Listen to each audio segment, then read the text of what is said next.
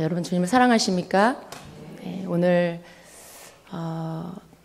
언제부터죠? 어제부터인가요? 어제부터 연휴인가요? 예, 연휴에 해당되시는 분도 있겠지만 또 아닌 분도 계시고 그럴 거예요. 그런데 특별히 오늘 이렇게 예배에 나오신 여러분을 축복합니다. 예, 다른 프로그램을 여러분이 가질 수도 있는데 이렇게 예배 가운데 나오신 여러분 참 귀합니다. 예, 주님께서 여러분에게 주님의 그 사랑을 부어주십니다. 주님은 언제나 우리를 사랑으로 만나주십니다. 여러분 안에 있는 그 어떤 것보다도 그것들을 옆으로 다 치우고 주님이 그 모든 이렇게 막혀있고 가리워져 있고 그런 것들을 다 옆으로 치우고 여러분을 보기 원하세요. 여러분 자신을 보기 원하십니다. 그걸 여러분이 좀 이렇게 주님이 나에게 무엇을 원하시는지 늘 알고 그리고 거기에 여러분 자신을 이렇게 보여드리고 내어드리는 여러분이 되십시오. 하나님은 우리를 이렇게 문제로도 만나주시고 사건으로도 여러 가지 방법으로 우리가 부를 때 만나주시지만요. 그러한 모든 것들보다 더 좋은 것은요. 그러한 것들이 없어도 내가 주님을 찾는 거예요. 나에게 어떤 문제가 생기고 그래서 어려움이 생기고 그래야 주님 앞에 엎드리고 찾고 그런 것보다 아무 일이 없고 아무 문제가 없어도 늘 내가 주님을 찾는 그러한 자가 되는 것을 원하십니다. 그건 정말 아주 친밀한 관계이지요. 굉장히 친밀한 관계가 됐을 때 그렇게 만나지는 것이죠. 주님의 사랑이 우리를 계속 더 채워주시면 우리 속에 주님을 향한 사랑이 더 커집니다. 그래서 여러분도 알지 못하는 사이에 여러분 안에서 계속 갈망, 주님을 찾는 마음, 주님을 향하는 마음들이 생깁니다. 그거는 굉장히 큰 축복이에요. 여러분 생각해 보세요. 내가 며칠 동안 주님 만나지 않고 내가 기도도 못했고 말씀도 못 읽었는데 내가 아무렇지도 않다. 그냥 그러고 살고 있다. 여러분 그거 축복 아니에요. 그건 저주입니다. 그건 저주예요. 내가 기도도 안 했고 정말 어떤 주님과의 교통할 수 있는 것을 아무것도 안 했는데 내가 아무렇지도 않다. 그건 여러분 저주예요. 아무렇지 않으면 안 돼요. 여러분 괴로워야 돼요. 힘들어야 돼요. 막 숨이 이렇게 내 안에서 내가 숨이 콱콱 막히는 것 같은 숨이 쉬어지지 않는 답답함이 코로 호흡을 하고 있는데도 불구하고 내가 뭔가 막 지금 뭔가 숨을 못 쉬는 것 같은 그런 답답함을 느끼셔야 돼요. 그게 정상이에요. 기도하지 않고 말씀을 읽지 않고 아무렇지도 않게 살아가고 있는 분이 혹 계십니까? 깨어나십시오. 그리고 여러분 자신에게 문제가 있다는 것을 깨달으십시오. 우리가 주님 앞에 계속 주님이 부어주시는 그 사랑으로 우리가 체험을 받을 때 하루라도 그렇게 어떤 주님과 교통하지 않으면 주님을 만나지 않으면 이게 내 삶에 뭐가 빠졌다. 내가 뭔가 에너지가 없다. 힘이 없다. 이런 것들이 여러분에게 와야 돼요. 여러분 그러십니까? 그렇게 느끼고 사시죠? 그게 정상이에요. 그게 정상이에요, 여러분. 뭔가 여러분이 지금 막 힘들고 답답하다면 다른 것 때문이 아니에요. 여러분 주님 만난 지가 좀 시간이 된 거예요. 기도 깊이 한 지가 언제인지 성경 묵상하고 말씀으로 먹은 게 언제인지 돌아보시기 바랍니다. 예배에 주님 앞에 온전히 나아가서 내가 주님을 만난 적이 언제인지 돌아보시기 바랍니다. 그것이 여러분에게 답을 찾는 길입니다. 우리가 주님을 만나면요, 우리 영의 생명이 충만해집니다.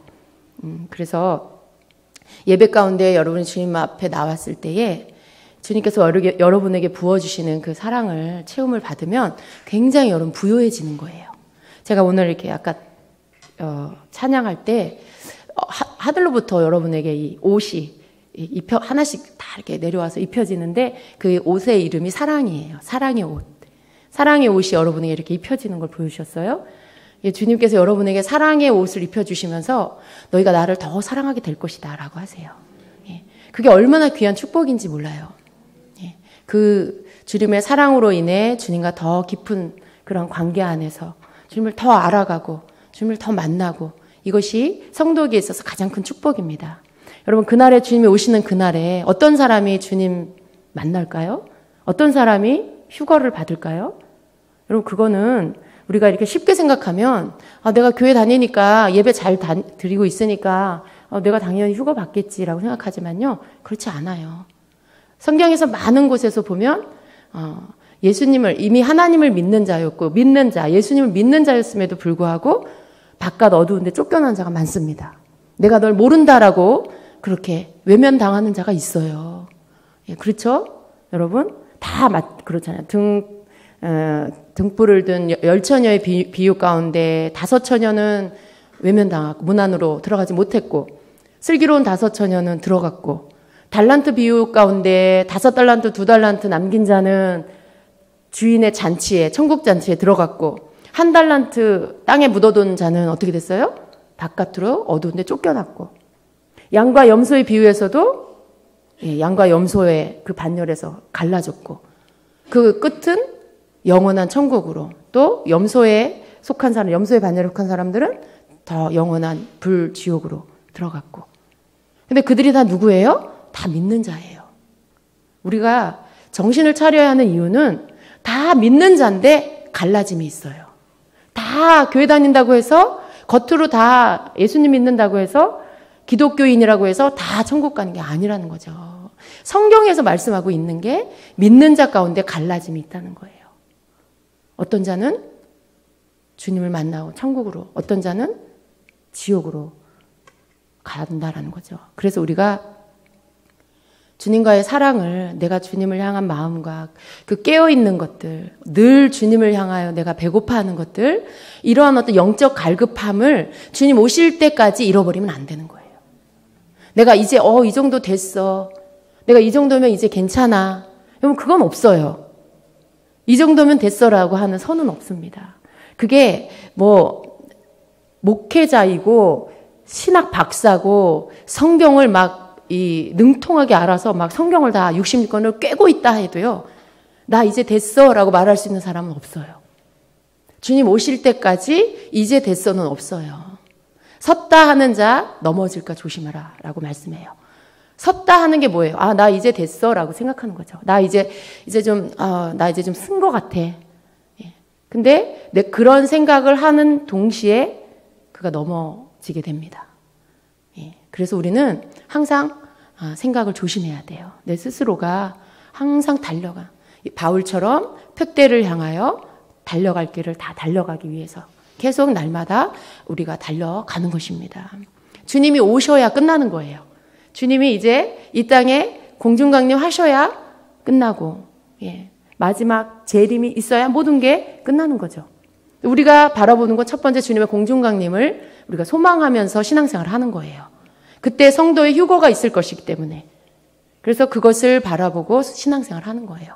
그런데 거기에 가장 중요한 것은 이게 둔해지지 않는 것, 무감각해지지 않는 것, 항상 깨어서 항상 주님의 오실 날을 기다리며 늘 내가 준비되었는지, 내가 정말 내 삶의 첫 번째가 예수님인지, 내가 정말 주님 없이 살 수 없는 그러한 자인지, 내 삶의 주인이 예수님이신지 항상 그걸 점검하면서 살아야 돼요. 왜냐하면 우리는 살다 보면 어느 순간 다른 게 주인이 될 때가 있어요. 다른 거에 이끌려서 내가 조금씩 내어주다 보면 어느 순간 내가 나의 중심을 내어주는 그러한 잘못을 할 때가 있어요. 그게 하루아침에 되는 게 아니기 때문에 항상 조심해야 돼요. 아주 조금씩 내 안으로 들어와서 내 중심을 차지할 수 있어요. 그래서 우리는 항상 그 부분에 있어서 경각심을 가지고 내 마음을 뺏기지 않도록, 내 중심에 예수님 아닌 다른 게 자리 차지하지 않도록 이렇게 조심해야 하는 것입니다.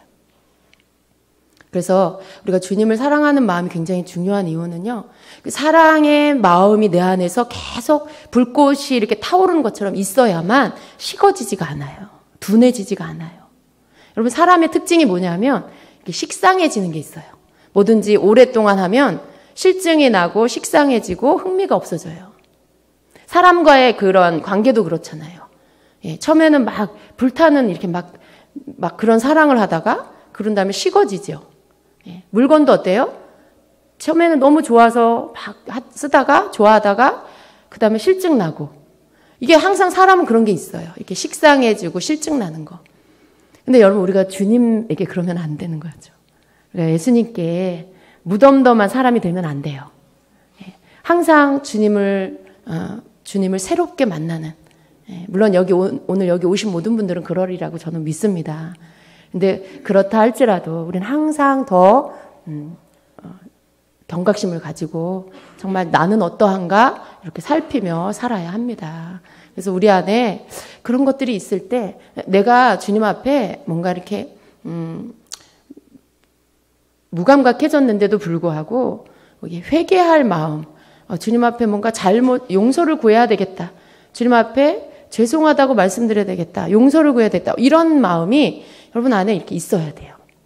주님 앞에 여러분 자신을 이렇게 보여드리고 여러분의 잘못된 것들을 고백하는 것이 내가 그걸 언제 했지? 라든가 아니면 그렇게 할 필요를 못 느낀다라면 지금 여러분에게 문제가 있는 거죠. 우리가 늘 주님께 나를 보여드리고 내 잘못된 것들을 고백해드리는 것들이 이렇게 그냥 아주 쉬운 일이 돼야 돼요. 그냥 늘 여러분이 이렇게 습관처럼 할 수 있는 것들이 되어야 돼요. 그게 여러분 마음이 굳어지지 않았다라는 증거입니다. 여러분이 항상 깨어 있으라는 말씀이에요. 항상 주님의 사랑으로 여러분 마음이 이렇게 신선한 마음을 가지고 계시라는 말씀입니다. 아멘. 우리가 이번 달에 주임제교회가 사도행전을 지금 묵상하고 있어요.